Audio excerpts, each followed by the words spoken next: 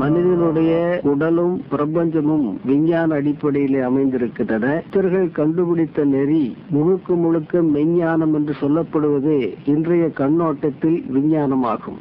மெய்ஞானம் என்று சொல்லப்படுவது என்றைக்கும் அழிக்க முடியாத நிரந்தரமான உண்மையை சொல்லுவது. விஞ்ஞானம் என்று சொன்னால் உதாரணமாக ஒரு செடி இருக்கிறது என்று வைத்துக் கொள்வோம், மரம் இருக்கிறது என்று வைத்துக் கொள்வோம், கல் இருக்கிறது என்று வைத்துக் கொள்வோம். அவற்றையெல்லாம் ஆராய்ந்து இது கல்லுதான், மண்ணுதான், செடிதான் என்று சொல்லுவது விஞ்ஞானம். அதிலே விஞ்ஞானத்திலே மாறுதலுக்கு வாய்ப்பு இருக்கிறது. மெய்ஞானம் என்று சொன்னாலே அதற்கு ஒரு அருமையான விளக்கம் கொடுத்திருக்கிறார்கள். மெய் என்று சொன்னாலே உடம்பு. இந்த உடம்பை வைத்துத்தான் உயிர் இருக்கிறதா இல்லையா என்பதை தீர்மானிக்க முடியும். இந்த உண்மை 50,000 காலத்திற்கு முன்னாலும் அதுதான், இப்பொழுதும் அதுதான், இன்னும் 50,000 காலம் கழித்து வாழ்ந்தாலும் அதே உண்மைதான். ஆக இதற்குத்தான் மெய்ஞானம் என்று பெயர் வைத்தார்கள் சித்தர்கள். ஆக அவர் அழிக்க முடியாத நிரந்தரமான ஒரு உண்மை எதுவோ அதுதான் மெய்ஞானம். விஞ்ஞானம் என்று சொல்லுவது மாறுதலுக்கு உட்பட்டது, மெய்ஞானம் என்று சொல்லுவது மாறுதலுக்கு உட்படாதது.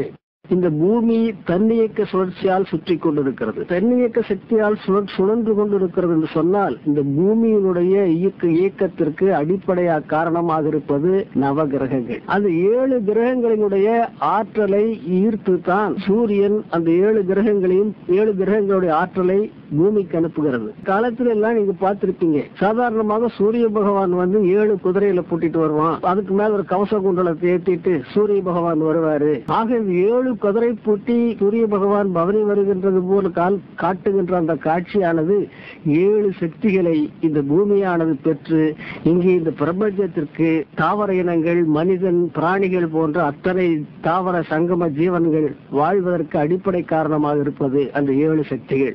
ஆக அந்த இயற்கையினுடைய 7 சக்திகள் தான் இந்த மனித ஜீவராசிகளை இயற்கை கொண்டிருக்கிறது. அதே அந்த 7 கிரகங்கள் இருக்கின்றன அல்லவா, அந்த 7 கிரகங்கள் நம் உடலிலேயும் செயல்பட்டு கொண்டிருக்கின்றன. கிரகம் என்று சொன்னாலே கிரகிப்பது என்று பொருள். ஆக சூரியன் கிரகித்து பூமியை காத்து கொண்டிருக்கிறது. ஒரு 2 நாளைக்கு சூரியன் வரல, லேட்டா வருதுன்னு வச்சுக்கோங்க, என்ன ஆகும்? பூமி அழிந்து பிண்டம் அண்டம் என்று சொல்லுவார்கள். பூமியானது பிண்டமானால் சூரிய கிரகங்கள் அண்டமாகும். ஆக அண்டமானது பிண்டத்தை இயக்கிக் கொண்டிருக்கிறது. அதே போல நம்ம உடலில் இருக்கக்கூடிய இந்த உடலிலே தலைக்கு கீழே இருக்கக்கூடிய பகுதிகள் பிண்டம், அதற்கு மேலே இருக்கக்கூடியது அண்டம். எப்படி அண்டத்திலே 7 கிரகங்கள் இருக்கின்றனோ அதே போல கிரகிக்கக்கூடிய தன்மையான 2 கண்கள், 2 மூக்கு, 2 வாய், இப்படி 7 துவாரங்கள் நம்ம உடலில் இருக்கின்றன.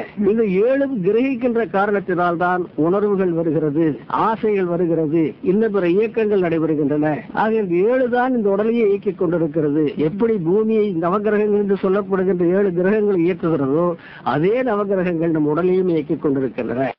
சித்தர்கள் என்று சொல்லப்படுகின்றவர்களே உலகத்திலே வாழுகின்ற மனித சமுதாயத்தை மேம்பாடு அடைய வேண்டும் என்கின்ற நோக்கத்தில் உள்ளவர்கள். வால்மீகி என்கின்ற சித்தன் ஏதோ தவ வாழ்க்கைக்கு சென்று தன்னுடைய தவநிலையிலே முக்தி அடையலாம் என்று நினைத்திருந்தால் அவன் ராமாயணம் எழுதியிருக்க மாட்டான். ஆனால் இலக்கியம் என்று சொல்லுகிறோம். இலக்கியம் என்று சொன்னாலே இலக்கை நோக்கி இயம்புவது என்று தான் பொருள். ஆக ராமாயணம் எந்த லக்கை நோக்கி இயம்புகிறது என்று சொன்னால் ஒரு தனிப்பட்ட குடும்பத்தினுடைய கதையை மையமாக வைத்து இயம்பப்படுவது. ஆக தனிப்பட்ட குடும்பத்தின் மையமாக இயம்பப்படுவது என்று சொன்னால் ஒரு தகப்பனிடத்திலே மகன் எப்படி இருக்க வேண்டும், ஒரு மனைவி இடத்திலே கணவன் எப்படி இருக்க வேண்டும், கணவரிடத்திலே மனைவி எப்படி இருக்க வேண்டும், சகோதரர்கள் எப்படி இருக்க வேண்டும் என்கின்ற ஒழுக்க நெறியை போதிப்பதுதான் ராமாயணமாகும்.